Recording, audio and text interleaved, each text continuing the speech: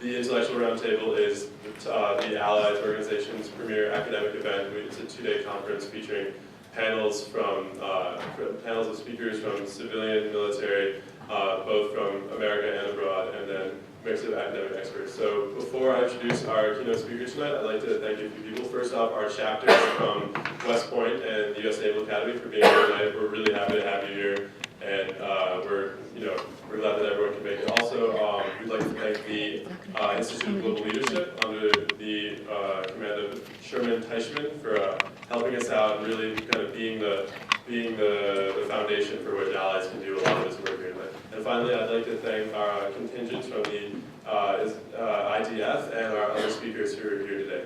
So I would like to introduce tonight our keynote speaker, who is Dr. Kathleen Hicks. She is the Henry A. Kissinger Chair and the Director of the International Security Program and Senior Vice President at the Center for Strategic and International Studies.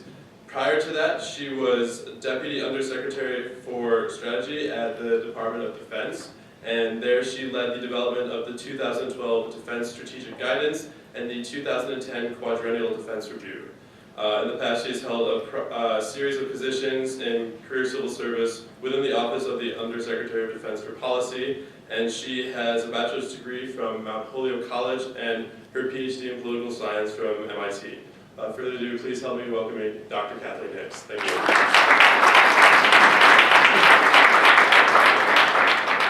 Well, thanks very much, and thank you all for having me here. It's really nice to be back up here in Massachusetts. I did live here at various times for educational purposes, and so I encourage all those who do now to continue on and then move somewhere warmer, especially on a day like today. I thought what I would do is give you, especially after a long day that you all have had and going into a full day tomorrow, try to give you, I hope what will be relatively short comments. And my perspective, having lived at the Office of the Secretary of Defense for a large part of my career, really about 17 years of the 20 years that I've been involved in defense issues. And for those who aren't familiar with the Office of the Secretary of Defense, the Secretary has his own staff, which is a mix of civilians and military. On the civilian side, it's a mix of political appointees and career people. I have been both, more recently a political appointee. And he uses that staff to interact with, it helps staff him up to interact with the other major cabinet level officials and the president, and certainly with the chairman of the Joint Chiefs of Staff and the service secretary. So it often serves, as an old boss of mine used to say, of the ball bearings. We often were the translation function between folks outside of the Department of Defense in the civilian world. Although we were civilians, we weren't the civilian world. We were this mix, a little bit of a mutt of military civilians. So we had to translate for the White House or for the Congress or for the State Department what the military was trying to say, and then we would have to translate for the military what the civilian overlords were trying to say. And it was a great experience, a wonderful career to date, but there's a lot of lessons learned, I think, for this kind of a conference in that. So I'm going to try to describe a couple of the issue areas where those friction points were probably the greatest, and apply them where I can to the last couple of years on U.S. Middle East policy. I'm not going to get into the root issues of the U.S. civil-military relations. As I do that, this is much more of an applied field exercise, if you will, and what happens when you're actually in the hot seat. The only other thing I want to say before I really get into it is that these are going to be vast generalizations, and they're very unfair to the many people, whether civilian or military, who don't quite have this black and white picture of things, who I'm caricaturing here, and who really come at these issues with a lot more nuance than I have time to get into. So let me first describe just a few issue areas that I think highlight where you come into conflict on civil-military issues in the U.S. establishment. The first area is strategic ends. What is it that the U.S. military should be doing? What goal, national level goal, is it in support of? How does it fit with other instruments of national power? A second major area we often call force development. What do you want the force of the future to look like, and what is its focus? How should we be thinking about the posture of our force? Should it rebalance to the Pacific, for example? What about its capabilities or the attributes of the force? Who do you want? What kind of skills do you want in that force in the long term? And how do you shape a military to meet those requirements? Very closely related is a third area, resourcing. And that's very much in the news now. What are the means that are going to be available and or required? They're not always the same. To do what civilian leadership has directed, and how does civilian leadership think about the resource requirements, and what is the military take on resource requirements? And then finally, force employment. That can be in the planning of force employment and the actual execution, what you probably often hear called the use of force or the use of forces. What are the facts and assumptions that the military ought to be using in terms of what U.S. political objectives are for any given campaign? Dare I say red lines, what red lines might exist? What are targets that are on the table, off the table? What about boots on the ground? What about allied and coalition partners and who's going to be there when you need them? How about intel and information sharing with partners and allies? What is the force risk, the force requirement and the risk that the military believes comes with the different options being planned? And because we all know no plan survives contact, in execution, what are the key decision points for different players, for the commander on the ground, for the president, everyone in between, and how do you think through those decision points and make sure there's a dialogue about them in advance and then again in execution?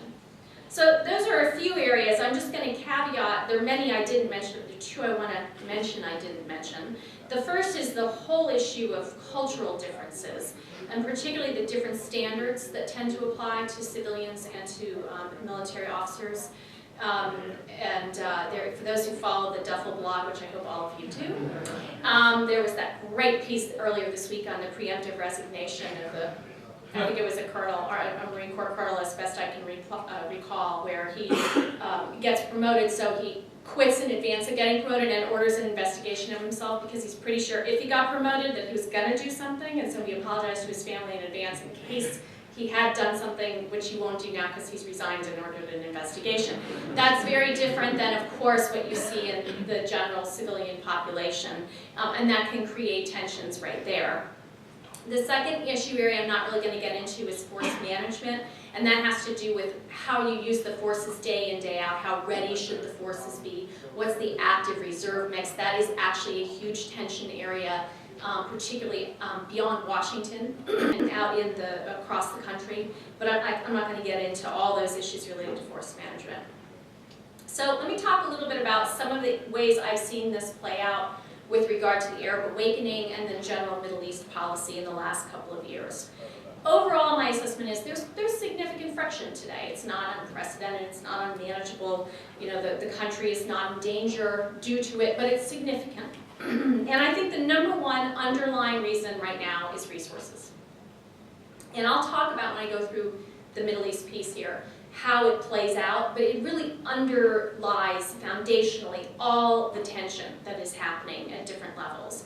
So from the military perspective, great generalization coming, there's a sense that the American people and the leadership that they have elected in the Congress and in the White House don't seem to understand or appreciate the difficulty of fielding the world's greatest military force and maintaining that defense edge into the future. Sequestration is a piece of that in terms of the tool, the mechanism of sequestration, but also the overall funding decrease for defense. There's also a further belief on the military side that their lobbying power has gone away, that they used to have a reliable group that could support them in their views about defense, on Capitol Hill in particular, and that has been overtaken by budget hawks. A lot of this is what's happened inside the Republican Party, but it's also across bipartisan. The bipartisan base has also gone away. And as General Dempsey, the Chairman George's staff, recently stated, there's no constituency for military readiness. There are things that we all know Congress is motivated by. There are some things that are intangibles, and there are some aspects of military preparedness that aren't rooted into a installation or into an industrial base. Now, from the perspective of many civilians, $500 billion sounds like a lot of money to spend on defense.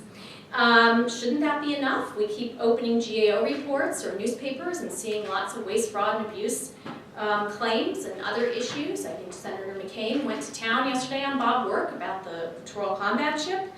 And there's an incredible information disparity, to include because of classification, that creates a little bit of a paranoia that we're not really sure these guys are telling us everything that they should be telling us, so we're not sure we believe the resource picture. So when sequestration comes out, and the Pentagon's reaction is to say everything that will happen that's bad in the world, and then they're able to come out with a new budget the next year that sort of manages through the problem. From the civilian side, there's a little lack of clarity on exactly where the lines are in terms of what is affordable and what is not. That friction over resources clouds pretty much everything else that happens, down to the level of issues going on day to day in the Middle East. So let me talk a little bit about some of the issues on the Middle East.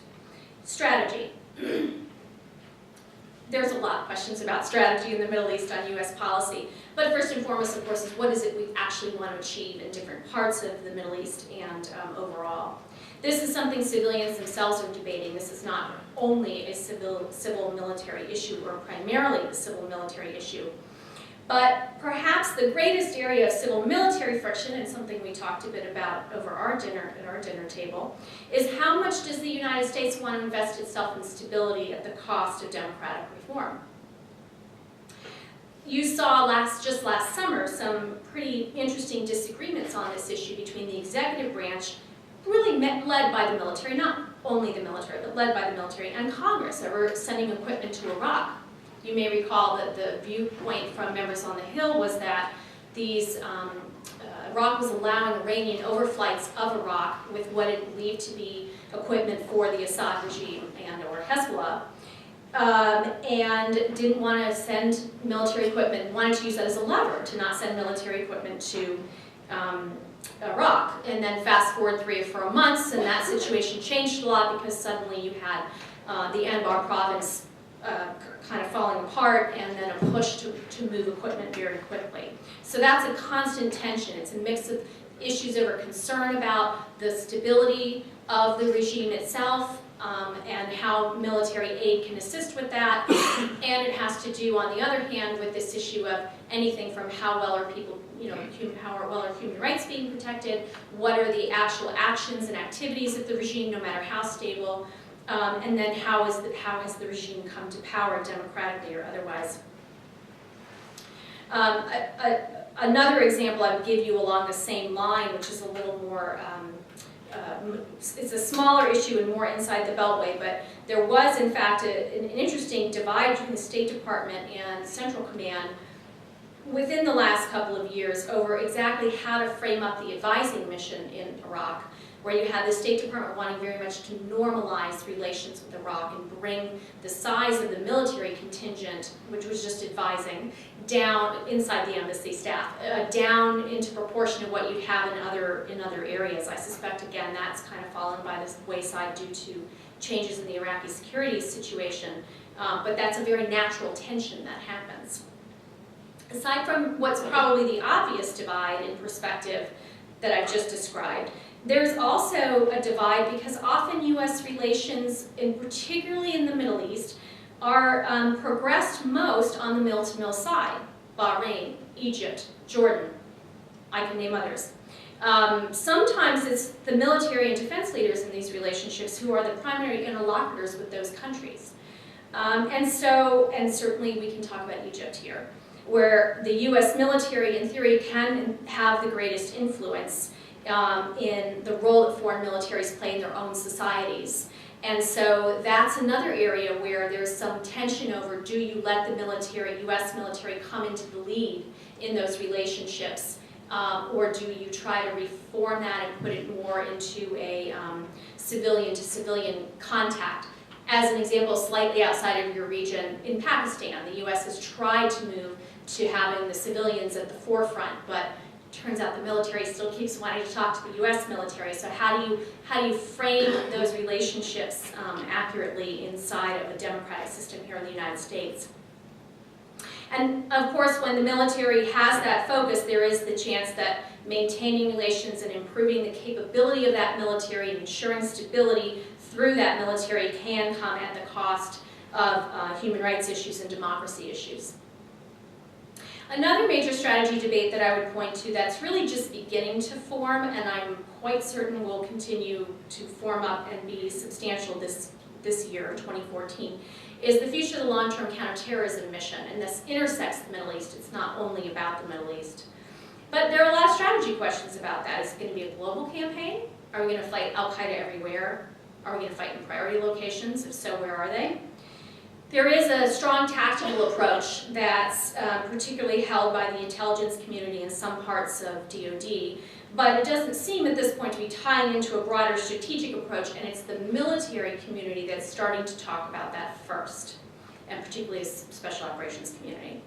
Absent direction from civilians, the way the military works is a can-do attitude. It's a very good instinct, but it's a can-do attitude, just going to fill a vacuum if there isn't one there. So I think there'll be a question at some point here about how far do the tactics go before we have a strategy, and what is the civilian role in developing what that strategy is.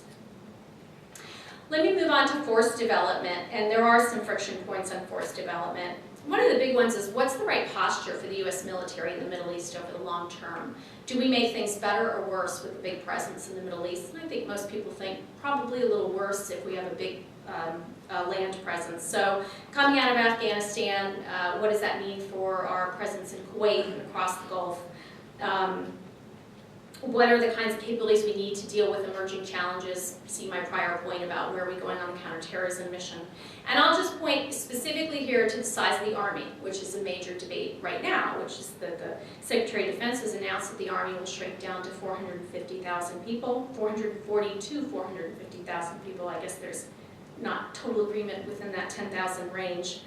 And I think this is this whole debate around the size of the Army does actually come up mostly with examples around the Middle East. Again, if you take it as the greater Middle East to include North Africa and certainly parts of Central Asia. Here you have the Army, for example, or Army partisans, I'm not sure how else to say that, not everybody in the Army, who believe that history really teaches it to be prepared for the inevitability of another long-term ground-oriented mission.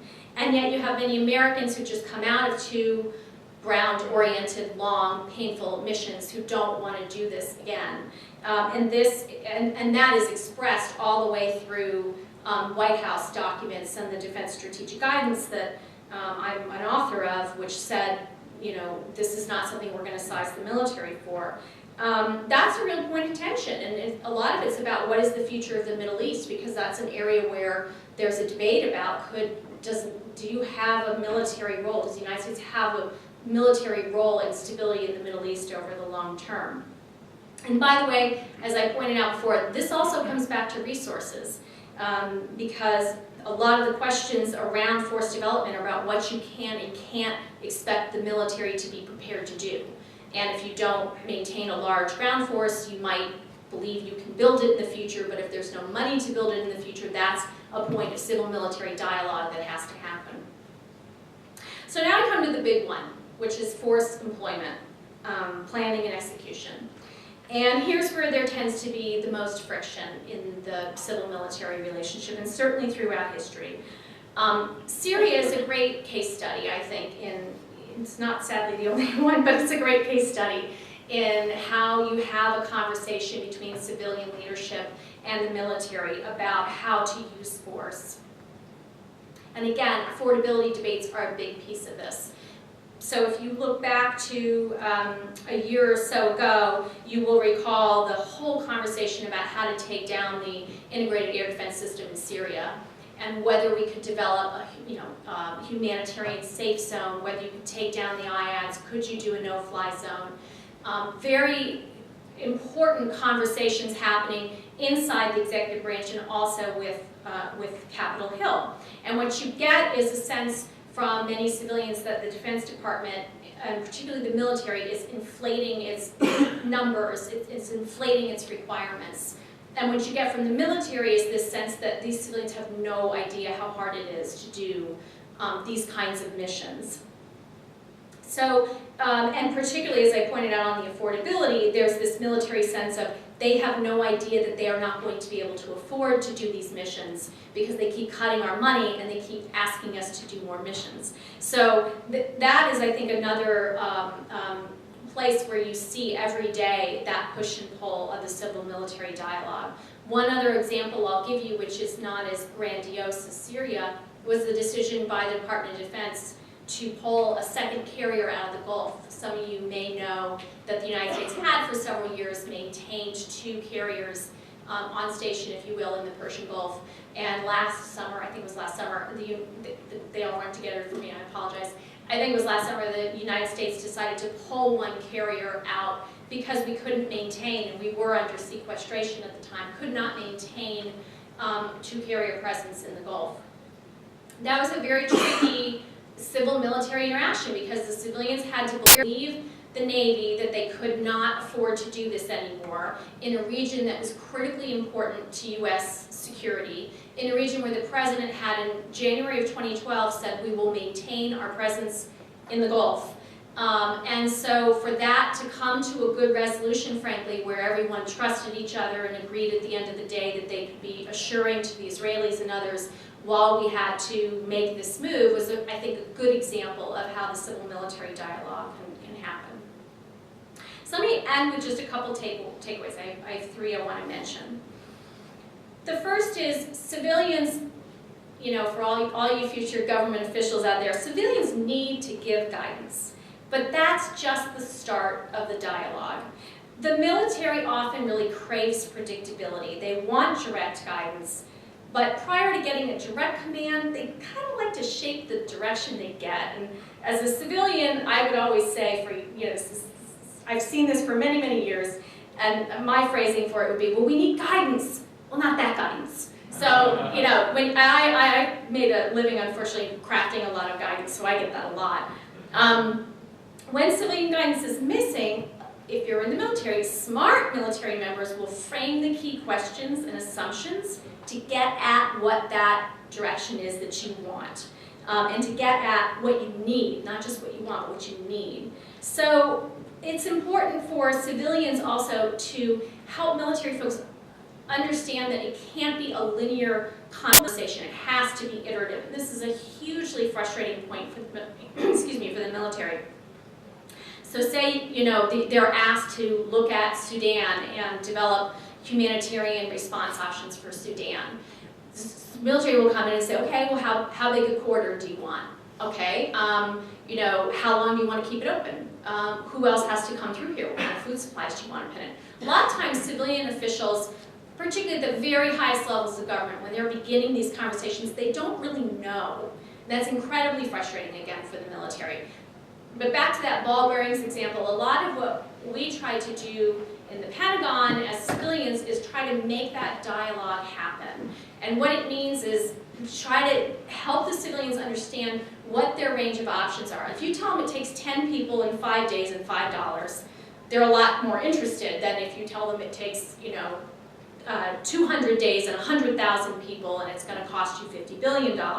But you have to start winnowing the problem that way, and there has to be trust. If you start at that high end, if it's not true, you burn that relationship. And that is part of the tension that happens in the civil-military dialogue, is sometimes you will get military officers who will come in and give very inflated numbers because they really don't want to run a humanitarian corridor through Sudan. They're very busy and there's no money. And they really wish the people who cared so much about human rights in the White House might stop asking these ridiculous questions. And that is completely understandable motivation. And is also understandable motivation for those people who believe they are up there doing the president's mission to be frustrated that they can't get what they see as straight answers. So the more the two sides can do to start to understand what the parameters are and dig down on the problem and go back and forth and not expect each side to have perfect answers right away, it helps. So broad principles established up front from the civilian side, what those desired end states are, and then a dialogue on the military options. The second takeaway for you is that tensions are almost always less in the field, and anyone who's been out into the field this will resonate with you immediately. And that's because everyone's mission-oriented. There's a job to get done, usually lives are on the line, and there's none of the bureaucracy of Washington to get in your way. So what does that mean for you? Well, to me it means that it's very important to get exposure to each other's cultures and to each other's environments as often in your career as you can. Military folks have learned this through the basic concept of jointness, where we've taken these separate service cultures and we attempt at some point to put them together, as we have here today with a couple of the services. But also military folks have learned to do this interagency more than they used to. You get military folks over at the State Department. They'll go serve up at the National Security Council staff. Civilians are starting to do this. You have now folks doing tours over at combatant commands. You certainly have folks going out into the field, Afghanistan and Iraq. When we were there in Iraq, there were significant numbers of civilians who were going out there. So think through that. Security sector reform on the ground is a very promising area to get that kind of exposure. In Washington, it can happen that you can learn each other's cultures and get over the barriers, but it takes incredible tenacity, really, to get over the bureaucracy. So I encourage you to think about field-oriented assignments at some point in your career. And then finally, and relatedly, interagency reform is so big, it's not going to happen. So I don't know how many of you are writing papers at this point. I feel like I give a speech on interagency reform every 3 days. So keep your hope alive, write those papers, but when you're thinking about your own career, don't wait for the big changes. And this relates to my prior point. Make sure you're doing the things you think you need to do to be exposed to that range of career progression moves that are going to help you be a better analyst, whether you're military or your career. So if you're military and you really wish there were more assignments at USAID, you're kind of have to work that system and make it happen for you. Don't wait for the Goldwater Nichols of the interagency to be enacted before you have a chance to do those kinds of assignments. And same thing for the civilians. So I'm going to stop there, and I want to use the rest of the time either on anything I talked about or anything you want to ask about. I'm happy to try to give a go on the answer.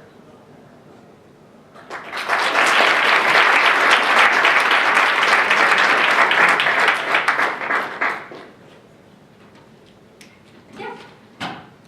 Hi, thank you for speaking with us, Dr. Hicks. I was wondering, in your opinion, in terms of dealing with Middle Eastern countries and having a lot of military-to-military diplomacy, does that undervalue civilian contacts within those countries, and does that sort of make our diplomacy one-dimensional?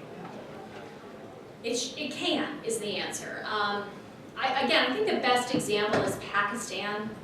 Egypt is another example, but let me just tackle Pakistan first, because that's an area where we made a concerted effort as a government to try to build up the civilian channel in Pakistan. And it's just very difficult. We still work on that because we want the Pakistanis to put their military in the right position, if you will, inside their society. We want to encourage them to have their civilians doing the diplomacy. In Egypt, also kind of tried it. Now they're kind of the same thing. So it is really the military channel that is the most active. You will probably remember Secretary Kerry did go out and meet with General Assisi and others in this, I think it was maybe September timeframe. That, it's definitely important to encourage that for the same reason. We do always want to try to make clear how we view our military's role, and to use that to encourage others to do so as well. Having said that, sometimes for expediency, we just rely on the channel that we have that's most effective, and sometimes that's the military. But it's a problem. If that is a long-term solution, that is a problem for us. Yeah. Oh, yeah, go ahead. Okay, Go I'm ahead. actually an Allies alum, so so good to see all of you guys. My question is actually, General McChrystal was here at Tufts last Wednesday. Mhm. The question I had a chance to ask him after the session was, there isn't a comparable institution like West Point for civilians who are interested in studying defense policy. Mhm. So a lot of us thinking, if I say, like ballpark, I would love to be you, or I'd love to be Michelle Flournoy in 30 years. I'm going to go to a top civilian school like Tufts, maybe Georgetown. I'm going to take on over $200,000 of student debt to get there maybe. And then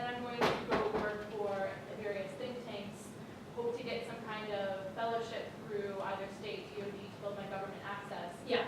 How would you recommend students pursue this kind of public service dream when there aren't very many opportunities to make it affordable for people of different class structures, and the accessibility is really becoming a huge problem in terms of human capital perspective? Well, the real challenge on accessibility, which is true on the military side as well, but the real challenge on the accessibility is at the other end, which is the throughput potential inside government because of budget cuts and the shrinking of the public sector, after 13 years of kind of growing the national security sector so big, I think we're going to see a significant shrinking. So that the real problem is at the other end. If you spend all that money, if you will, and invest yourself, and then there's really nowhere to go. And it's not just government. The less government spends, obviously, the less contractors spend, the less think tanks spend. It's all part of one industry. So that's the real concern. Is there a future in that?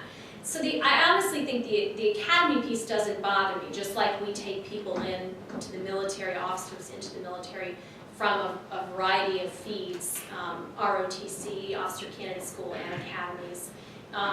We don't have the academy piece for civilians, but I don't think we need it, honestly, because what you want you want them to have expertise, but you really are looking at people who are bringing in the rest of the political judgment. You have to be savvy, you have to have an ability to do operational analysis, but you're not trying to be the military.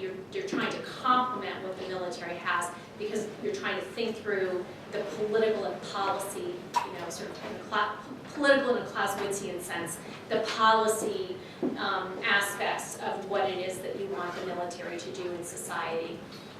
So all I can say is don't overspend. I don't think in the security sector it's pretty egalitarian in that sense. I think we have it's not terribly exclusive in terms of schools and particular pathways. There are people who come in off Capitol Hill.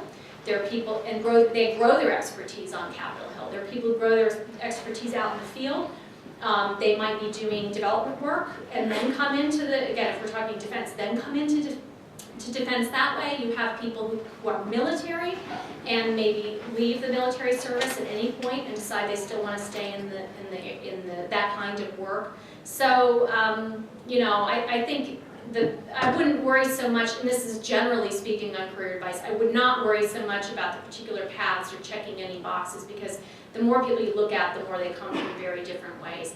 Michelle is a great example. Michelle went, after her master's, she went, which was at Oxford, she went to the Belfer Center, and she was a research assistant at the Belfer Center. I mean, trust me, I love Michelle Florida, but I don't think she ever expected to be doing what she's doing. She was working like nuclear nonproliferation issues, and the professor she was working for, asked her to come up to the Pentagon, and then he promptly didn't have a job for her, and another person, by happenstance, said, well, you seem really good, why don't you come work for me? And she learned the ropes that way, and she's a great example of that. There isn't, you can't plan a Michelle Florida. I can write a speech called that. People come in through different ways. Great, thank you. Yeah.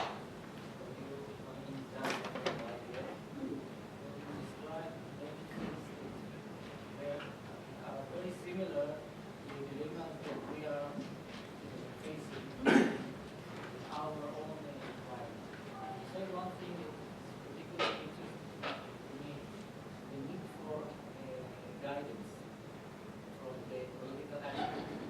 What will happen when the political echelon, civilian echelon, don't have clear strategy regarding certain issue, or they are not telling the strategy to the military echelons, and the military high-rank officials don't know how to react. So about something about smart military command to interpret the will of the securities. You need to be elaborate about this. That happens all the time, and I think as maybe, I suspect everyone intuits this, but it's worth saying that the culture of defense, whether you're civilian or military, but particularly if you're military, you are a planning and strategy culture. You are raised in that culture. If you grow up under a State Department if you were a Foreign Service officer through and through. That is not how you view the world. It's not worse, or better. It's a different way to think through it. So that's why, and I tried to give several examples here, that's why it's often coming up, those strategy questions are actually often coming up from the military. In the United States, as an example, the legislation that requires a national security strategy is actually in the defense bill. It's actually the defense committees in the United States that put that as part of the Goldwater-Nichols Act in 1986. No one else in government would ever think to require, no other committees of Congress would think to require, I think, a national security strategy. And yet that's not a Defense Department job. That's a White House job, but it's the defense community that pushes it. Interagency reform, by the way, is the same thing. The push on interagency reform comes from the military side because we plan and we strategize, and that's what we do. So it's very frequent that it is the military that has to frame that conversation. So I guess what I was trying to say is for those who are civilians, try to overcome that by being good at framing the direction. But for those of you in the military, maybe assume failure, I hate to say it that way, but be ready to poke and prod your way to that answer by helping to point out what it is you require in order to do your job. But don't just get frustrated when it's not there right at the beginning. It really does require a dialogue because civilians don't even exactly know why you're frustrated. They don't understand how the mind works in a strategy way and what it is you require. So when the military can say, okay, this is what you said to me, here's the assumptions I'm making. Are these the right assumptions? And that conversation alone is incredibly valuable. When we do operational plans in the US military and Defense Department, Secretary of Defense is required to sign off on all major plans. And I used to staff all that. And that's like the biggest issue is what are the assumptions? We gave you guidance. This is the start of the conversation. Did we give you really bad guidance? We're really sorry. Let's adjust the guidance. But now we know because we've had this dialogue where you tell us you actually can't do that. What you've laid out for me is either not possible, or I need a little more information, or this assumption, or take this back and tell us what the policy direction is. So that kind of iteration is incredibly important to get at the dialogue that you need. But it's never going to be resolved in a perfect way where the two sides, the cultures are too different, where the two sides come together and right off the bat there's going to be a clear, here's the strategic ends, and here's some guidance for the ways, go back and do the ways and means, and we're done. It almost never works that cleanly. Yeah? Running also from the IDF, thanks for the presentation first. It was very interesting for us. You probably know in many countries in the Middle East, at least, US is perceived to be losing interest, stepping back. Doesn't matter if it's because you're getting energy independent, or moving to the Pacific, or it's just, Obama's policy. The fact is that once the feeling is that we're stepping back, other players are jumping in. And the question is whether it's a US policy. And what's your comment on the possibility that the Russians will take your place, and maybe even the Chinese? We're starting to see over there. It's not the policy. The policy is to maintain, the Middle East, and you may recall the President actually gave a speech on this, that the Middle East remains a vital strategic interest to the United States, and we would be protecting our interests there and stability. In the American public's mind, it's possible energy independence plays a role. In the senior leaderships of certainly the executive branch, it doesn't, because there's an appreciation for the global nature of the energy market, and so price is affected. I guess is the short way to say that. If something happens in the Gulf, even if we're getting our oil from elsewhere, so it's reassuring. There are a lot of reasons for energy independence, but it doesn't significantly degrade our interest in the Middle East from that perspective. And again, the president, I think, made that very clear. my personal perspective is it's so daunting, particularly in the last 2 years. The United States doesn't understand how to use its power in the Middle East effectively. The tools, and you get in the, certainly for the IR, people following the IR literature, you get this debate over what exactly is happening in the international system. My own view is that there isn't something happening globally, and so in Asia, things look sort of remarkably Westphalian and territory-oriented.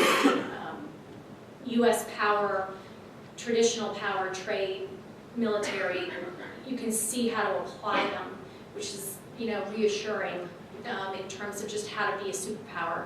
In the Middle East, it's very hard, I think, for the United States to figure out if it has a military role. I think the Gulf it gets the Gulf and defense of Israel in the general sense of sort of Iran, like a major state threatening, kind of gets that. When it gets down into the fragile state collapse, Syria, you know, Sunni Shia, large-scale divides.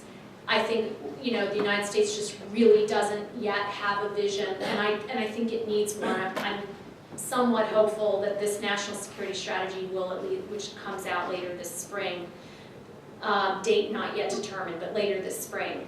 I'm hopeful that they know they need to look at that and need to develop what is that vision, what is that strategy. But I'm not sure it's there. I think we may be muddling through for a few more years to really figure out how to get at the problem set there. What does diplomacy do? What does trade do? What does development do? What's the right military posture? But I don't think that means it's diminished interest. It's just frustrating, and people don't want to send soldiers there. Ma'am, first after, you've spoken a lot about differences in train of thought, perspective, viewpoint of civilians and then military officers. Would you say that it's something like from birth, or do you think, or at what level might that the viewpoints and the train of thought diverge, and is there any way to? Yeah. I don't think it's from birth, although I would not deny I'm sure there's some self-selection in terms of what people choose to do with their careers and what kind of environment speaks to them. I think most of it is in the training. I mean, again, the military is, you know, you all are trained in a certain way in terms of how you think and what you prioritize. And civilians is, you know, a little more diffuse. There's a lot more civilians, but bringing it into the Washington piece, again, if you're a foreign service officer, you also have significant training, but it's a different set of skills that you're learning, and you know, when those skill sets kind of come up against each other, it's a very Venus and Mars sort of interaction that can happen. Less so, just as an example, less so with USAID, which is a more operational culture like the military, and you'll actually find folks who work in USAID in the field. They and the military both sort of look at the State Department, even though USAID is an agent of the State Department, subject to the State Department, look at the State Department like they're crazy. So again, what I think you have to do is look for opportunities to cross those cultures. And my only caution is don't assume there's going to be a big national level effort to, you know, institutionalize a year of service. That would help. Or institutionalize a national security workforce cadre, which I'm a big fan of, but I don't think that's going to happen. And it really becomes incumbent on, you know, leaders, individuals, and then leaders to make sure that the folks who report to them are getting those exposures, so that when the issues become really important, they've already got that grounding of, oh, I know how those people, it's okay, I know how they think. You know, they're not aliens, they're not idiots, this is kind of how they're coming at it, and, you know, this is why they have that perspective, and that perspective has value. And I just take it out of this realm completely. Think about the difference between being a prosecutor and, you know, and trying to be an investigator, and, you know, or you're an enforcer and you're trying to gather intel. I mean, your incentives are completely opposite, and we need both sets in the system, and yet they're inevitably going to come into clashes, because one's going to want to arrest the guy and the other was going to want to keep listening to his conversations.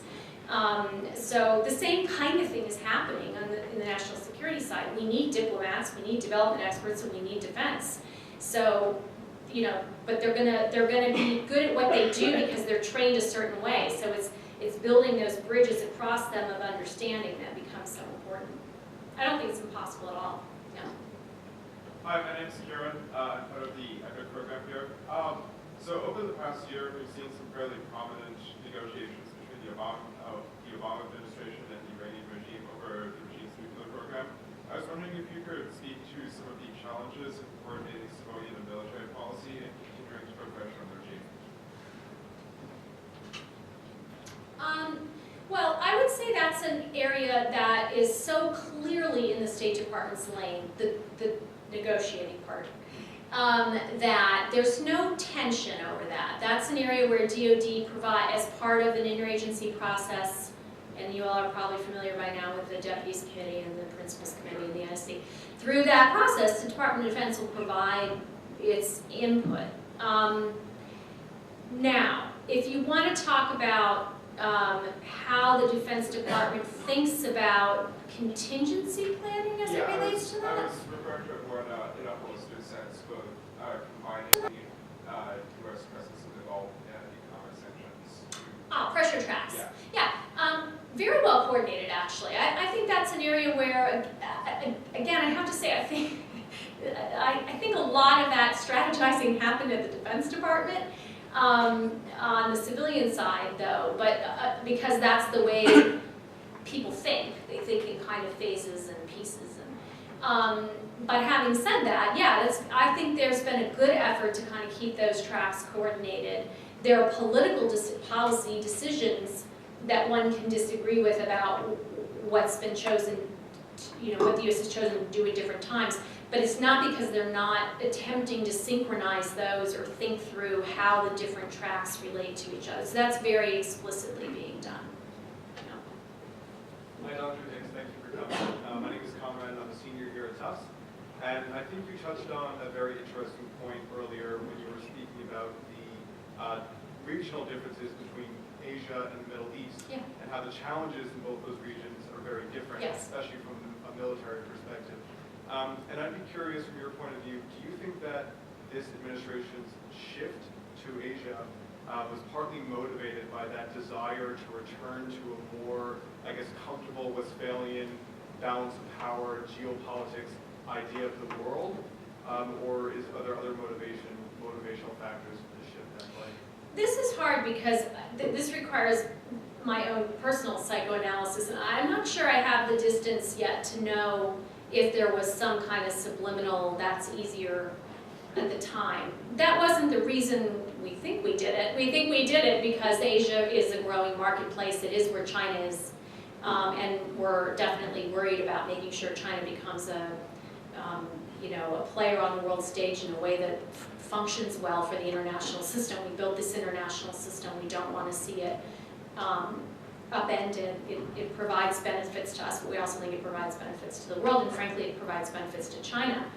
So I think that's what it's about. I think it's about looking ahead to Asia as the major marketplace, the place where people are definitely buying military equipment in the Gulf. So I don't want to dismiss that, but they certainly are militarizing, not just China, across Asia, and that's a concern for us.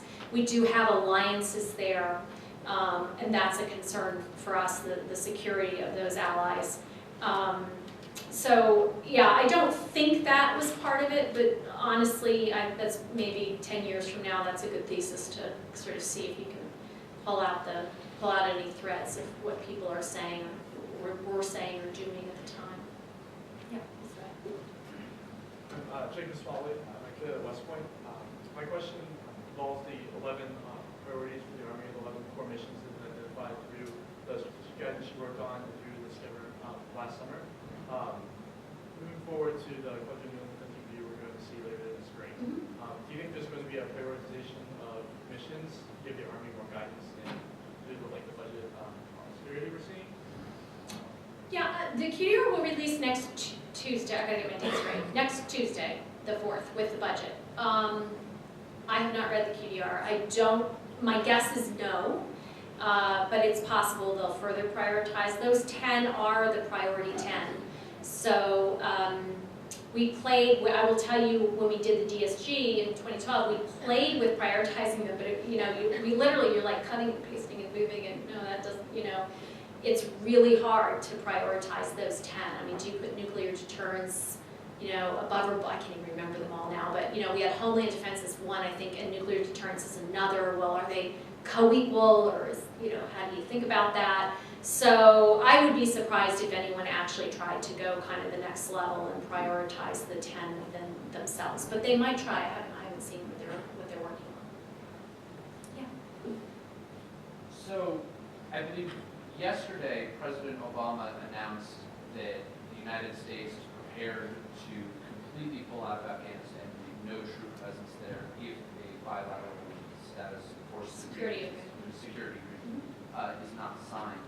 And then today, General Mark Dempsey said that he thought this was a problem that was going to lead to the Taliban is going to attempt to be more active in sort of the lead up to this period to try and convince the United States to pull out entirely. And as far as I'm aware, the Army and military as a whole were not consulted on this. They were sort of told by the President, okay, also be ready to do this. But at no point were they involved in the actual decision-making process of whether or not we should announce that this was our intention. So at the point where this could potentially put more of our soldiers at risk, do you believe that it's still right to keep the military completely out of the decision-making part of the loop and only put them in the implementation phase? So I didn't see the Dempsey statement from today because I've been up here. It's hard for me to answer that without having kind of the facts. What the President said yesterday is certainly reflective of a whole long period of discussion to include with General Dempsey and the military about the range of options for Afghanistan, and zero was certainly one of those options. It's long been in discussion. Whether they had a conversation about him saying what he said yesterday or not, I have no idea. Yeah, so I mean, I think, I'm guessing, given that they have long talked about the zero option piece, that they have had some discussion at some point. It would be surprising if they didn't. The general has a meeting with the president every week. That's him and the president and the Secretary of Defense, and sometimes the National Security Advisor joins. It's an intimate setting to exchange views. I would think that this issue would have come up before, but again, I haven't seen, I hold General Dempsey in truly the highest regard, and I haven't seen what he said, so I don't want to comment further. Hi, thank you for coming. Given the current environment of seeming inevitability of defense cuts and talking about dramatically scaling down the size of the military, possibly reforming military compensation, and making a number of other moves that affect the military and kind of reflect the diminishing of resources available to the military. Do you think that there's any way to implement changes along those lines without harming civil-military relations, not at the elite level, but just in terms of the way that the military regards civilian society and how people in the military feel that they're being valued and treated? And if so, how could that be done? No. No, I think you can do it better and worse. You know, one of the things that the Secretary of Defense has said in his speech, and then I happened to be in a small roundtable with him yesterday, and he repeated this. I think one of the things the department has to do is this point he's trying to make, that there's first of all, two things that matter to helping the military, to taking care of your military. The first is the compensation piece, and the second is the readiness piece. And keeping those paired, I think, is a very important message for Capitol Hill. The dollars for both are going to go down, but I think keeping the messaging for the troops as well as for the politicians to understand that compensation isn't the only piece of this that matters. We also have to protect readiness. I think that will be very important. I think the ability of the Congress to do things like a BRAC, you know, things that are sensible that aren't affecting the troops, or you know, not go after their own special interest programs. So for instance, you know, the Air Force has said it's going to cancel the A-10. You know, if there's a big congressional effort to save the A-10, things like that, they're very frustrating, I think, for members of the military, because they know that it's coming at dollar cost to them. But again, both in readiness and capability and their ability to train and do what they love to do, which is why they're in the military, and in their ability to be fairly compensated. All these other special interests kind of eat away at that. So I think if we can get a handle on those special interests, it helps. But coming out in any kind of, you know, we've done these drawdowns before. This isn't the first time. It's very hard on morale. Keeping the best people makes a big difference. You know, making sure the way you draw down leaves the force that's left feeling like that, you know, you did it in a good way. You understood. You thought strategically about how that force drawdown was going to go. You thought about reversibility, which is this idea that if we had to regrow quickly, how would we do that? And that has to do with range structure and other things. But, you know, all those things that you can do well help. But it's like any company that downsizes, it's not going to feel good. And it's about managing the transition and managing the change that's important. Hi, Major Jim Golby. I'm an instructor at West Point. So I want to ask you a question about the civil-military dialogue in terms of the military's responsibility to sort of ask the questions about, are we making the right assumptions? I found your argument really compelling, but one of the challenges you didn't talk much about is the fact that sometimes you can ask those questions and you can get multiple answers. So you can get one answer from the White House and a completely different answer from the Senate and a completely different answer from the House. Yeah. How should military officers think about that complexity? Well, they do. I'm going to caveat what I'm going to say, because what I'm going to say sounds overly simple. So they do have to think about that, but they have to worry about the commander-in-chief. I mean, they have to worry about what the White House says at the end of the day. Particularly when it comes to use of force issues, that's a decision that's made in the executive branch with Congress, if it's an act of war, certainly having to rule in that way. But yeah, that's very tricky. I mean, you know, it's a chessboard. It's not a simple, you know, bilateral interaction. And you're right, a lot of times Congress itself, of course, is its own chessboard, and so you can have just one member who feels very differently than maybe the president or than maybe a majority of his or her counterparts, and that creates a whole dynamic that can be difficult. And that's why you see senior military officers up on the Hill. That's why they all have, you know, legislative staffs, that to protect their service interests, but also to have that source of dialogue to make sure that they're pulsing and getting a sense for what the interests are out there and where people are going to come down on different problems. At the end of the day, it's not primarily their job to lobby, though, but they can help point out, hey, I'm happy to use these set of assumptions, but, you know, you should know that our understanding is, so, you know, whoever this is, Senator so-and-so, and, you know, Representative Umpty Squad say this, and, you know, hopefully you guys are going to go take care of that, but there's a point at which that's just not your job. So my answer is, you know, you got to kind of just look up the chain, and up the chain in the National Command Authority is the Secretary of Defense and the President of the United States of America, and your combatant commander, and down that way the other direction. So that's kind of what you have to worry about when it comes to actual military employment. Ma'am, how can the military criticize or open a dialogue with the civilian chain of command without questioning their legitimacy when they feel like they've either been left out of the planning process as happened with General Maxey, or they don't agree with the plan of action that the General Maxey? Yeah, I mean, I think we have already a pretty active community. So I think that happens. I suspect the way it's most effective is people who have left the service, but are speaking, if you will, with that service hat on. And so that's where I think you see a lot of the war colleges, for example. You see a lot of folks who write from the war colleges from that perspective, or the Triangle Institute down in North Carolina, other folks who are really focused on civil military issues.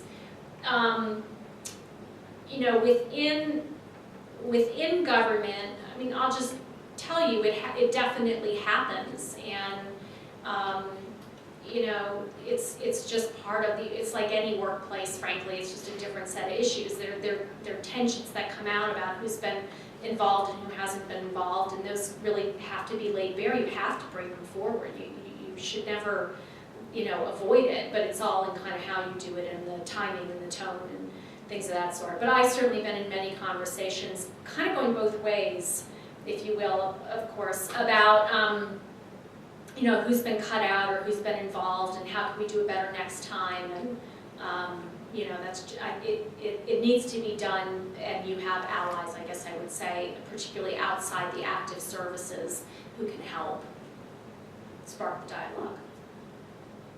Okay, have we exhausted you yet? Done?